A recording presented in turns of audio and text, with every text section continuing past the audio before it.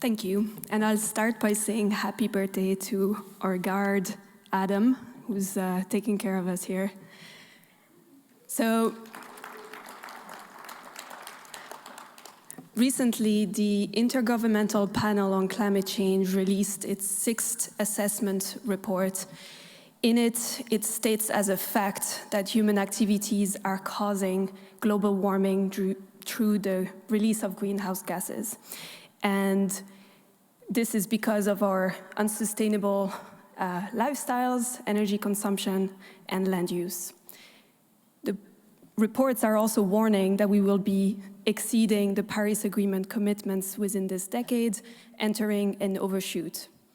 The IPCC also provides some options on what to do about this, effectively taking a demand-side position. According to the IPCC, it is feasible in the next decade to expand renewable energy and change the lifestyles, the mobility, the diet, the homes, the energy consumption, the product consumption of billions of people. And I'm all for it, but I am concerned that we will not succeed. And so I am here to argue that we need a complementary supply-side policy using certified carbon removal in order to stabilize our climate. If we start from an environmental perspective, the main driver of climate change is the unmitigated waste stream of CO2 that is resulting from the still rising consumption of fossil fuels. And although it is not the only driver of climate change, CO2 is the dominant gas. It is contributing to 60% of the rising temperatures and 100% of the ocean acidification and a significant component of the eutrophication of the biosphere. And because CO2 remains in the environment for tens of thousands of years, it accumulates. And this means that simply reducing emissions through energy efficiency improvements is just not enough. We will have to eliminate all emissions. And we can do so by point source capture, expansion of renewables, and substitution of fossil fuel products, as is remarked by the IPCC. But we also need to take care of hard-to-avoid sectors like aviation and shipping and coal and steel. And unless we're going to shut down those industries, there's going to be emissions that need to be taken care of.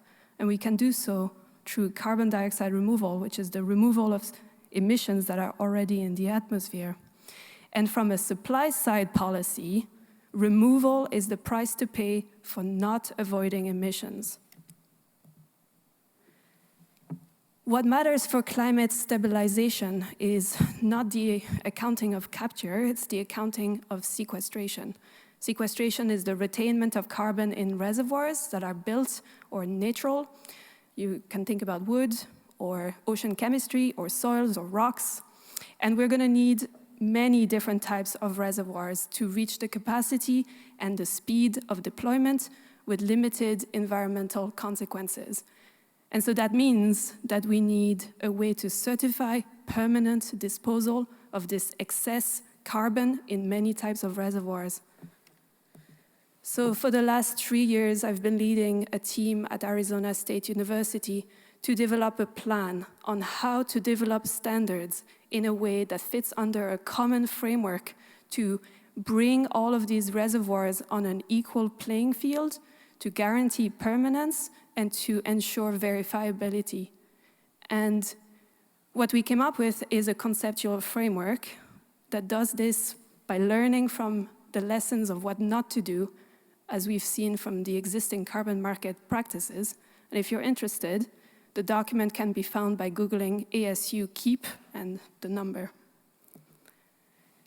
Our plan has 2 elements. The first is a regulation that requires that carbon that comes out of the ground be balanced by certificates of carbon sequestration. These certificates of carbon sequestration must be developed from standards that are developed from a common framework in a way that equalizes across reservoirs, that guarantees permanence, and ensures verifiability. Let me get into the details.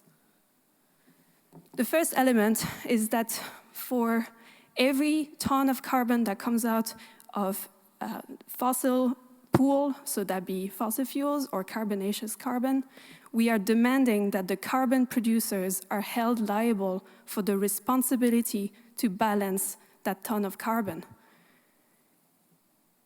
Now, this responsibility has to start today because we can no longer deny that climate change is caused by this fossil carbon. The sequestration industry to balance all of this carbon obviously does not exist yet, and there needs to be a transition.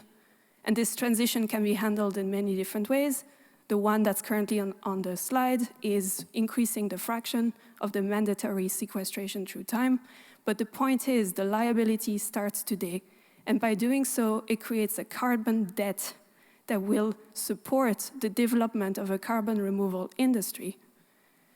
This particular policy is popularized under the name the Carbon Take-Back Obligation by the Oxford University. The logical place to demand this responsibility from the carbon producers is at the source of carbon extraction, at the point where carbon comes out of the ground. If you look on the picture on the left, if we balance the carbon at the source, we have a very simple accounting scheme. And the reason we would do so is because the source of carbon extraction is the last place that carbon accounting can be accurate. But instead, we are using the system on the right, where we are trying to balance emissions at all of the sources, the individuals, millions of people, that we are asking to do carbon footprinting, scope 1, 2, 3 accounting, dealing with undercounting, overcounting, missing data, also that in the end, the individual cannot do anything about it.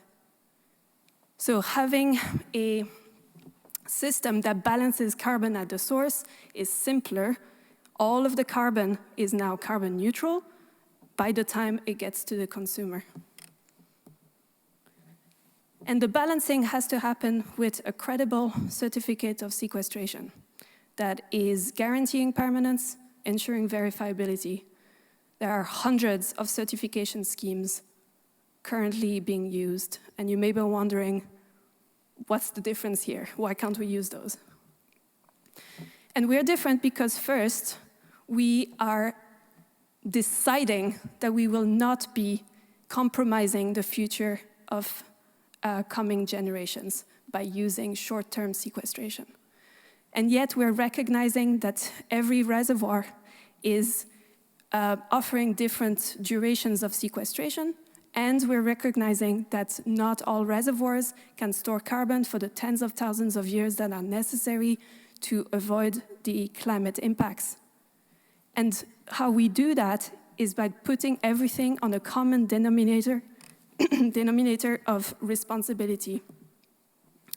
So when you have a buyer that purchases a certificate of sequestration, what they do is that they're transferring their responsibility to a reservoir manager who now holds the carbon for them.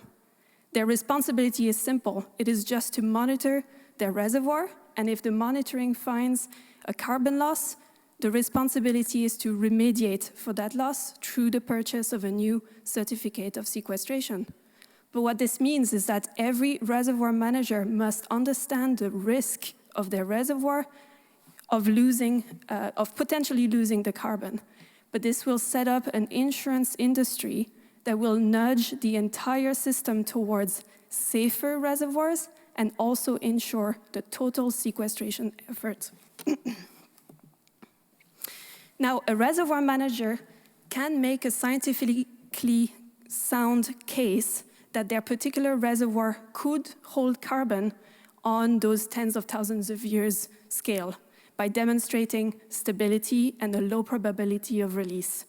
Obviously, most reservoirs can't do that, and that's fine. They should still be included, but then the price to pay is a transfer fee, an upfront fee that guarantees the transfer of the responsibilities to a willing party. By creating a chain of custody, we start to make sure that the carbon will not be escaping.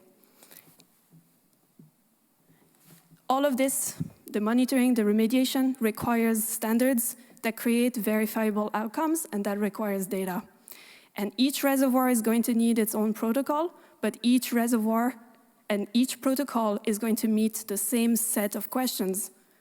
Can a method define the boundary?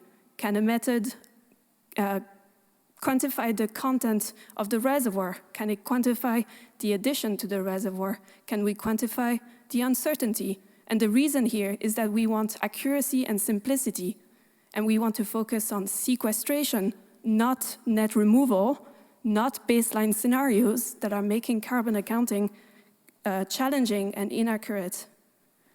And by focusing on direct measurements, we allow for third-party verification of the number of certificates awarded versus what is in the reservoir content. And this eliminates greenwashing.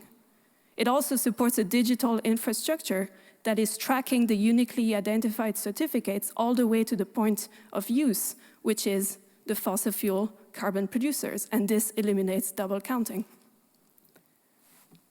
We argue there are many upsides to such a simple system that is based on measurements and on safety, that is guaranteeing permanence in a way that is comparable and yet specific, and that is starting to compensate for work done in this new industry that we're building, whose goal is to stabilize the climate.